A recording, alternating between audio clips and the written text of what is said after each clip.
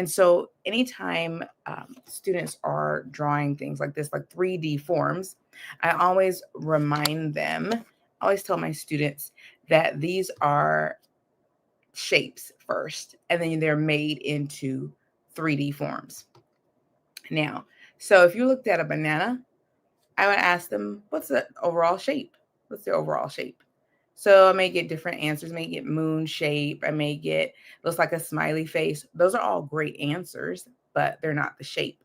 So I want to reinforce that information that it is a shape, because you also want to make sure, because sometimes students start to, as they progress, that's one thing that they sometimes do mistake some shapes for others.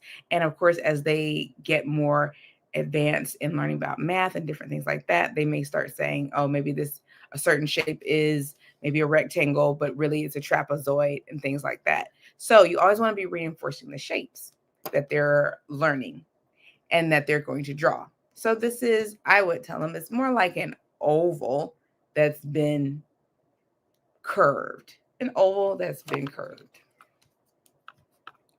So we start off, if we created that oval,